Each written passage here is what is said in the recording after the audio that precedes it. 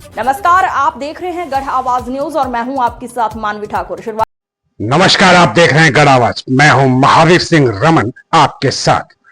बंदरों का आतंक या सिस्टम की लापरवाही। कोटद्वार शहर में बंदरों का आतंक अब सिर्फ घरों की छतों, खेतों और रसोई तक सीमित नहीं रहा। अब इंसानों पर भी हमले की घटनाएं सामने आने लगी है। सवाल यह है कि आखिर जिम्मेदार विभाग कब जागेगा।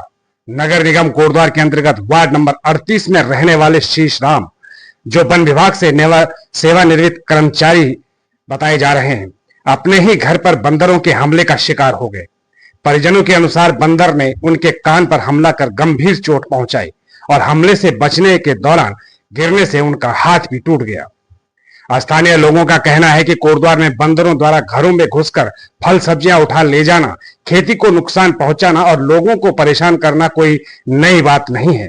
लेकिन जब इंसानों पर हमले की घटनाएं सामने आने लगी है तो लोगों में भय का माहौल है। पीड़ित पक्ष का आरोप है कि इलाज के दौरान भी उन्हें राहत नहीं मिली। पहले प्राथमिक स्वास्थ्य केंद्र झंडी चौड़ उत्तरी में उपचार नहीं मिलने की बात कही जा रही है, जिसके बाद उन्हें बेस अस्पताल कोटद्वार जाना पड़ा, जहां टिटनेस, पट्टी और रेबीज संबंधी उपचार के लिए खर्च उठाना पड़ा।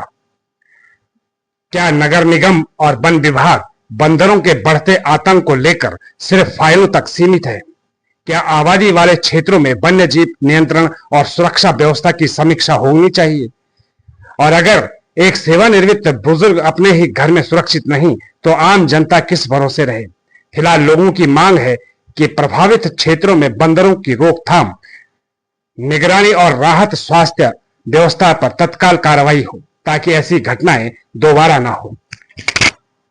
जी 19 तारीख को मैं लेटा हुआ था कमरे में।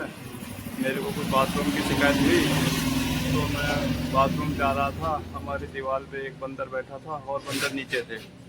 तो साहब जैसे ही मैंने उसको हटाने के लिए हिट किया तो मेरे ऊपर चढ़ गया। सारे बंदर आ गए और उन्होंने मेरे साथ जो है मेरे को नीचे गिरा दिया, मेरे हाथ तोड़ दिया और मेरे कान में 4 टाँके लगे हैं ये। और खून बंद ही नहीं हो रहा था। कम से कम बहुत सारा, कम से कम 2 बोतल खून गिर गया साहब।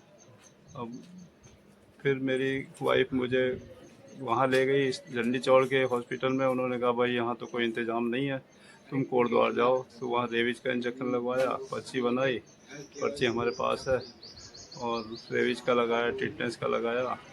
बाकी उन्होंने 4 टाँके भरे सर इसमें, कान में मेरे, और हाथ में मैंने एक्सरे कराया। तो हाथ में एक्सरे कराया तो उसमें हाथ टूटा हुआ आया। उन्होंने कच्ची पट्टी बांध दिया, कहा है 1 हफ्ते में पट्टी बंधेगी। और सब अब सरकारी हॉस्पिटल में भी कोई सुविधा तो है नहीं, सब पैसे से काम हो रहा साहब। शीश राम है जी। ये 19 तारीख की 10 बजे की बात है सर। घर कहाँ पर है? इसको मैं घर हमारा सर यहीं पे है, ये इंटर कॉलेज के पास, थोड़ा सा मोड़ पे ऊपर को, थोड़ा सा ऊपर को, जहाँ पहले न्यू हैप्पी हाल था। वार्ड संख्या सब हमारा 38 है। पार्षद को बताया, पार्षद तो सो रहा था, कुछ आया नहीं, कुछ नहीं सर।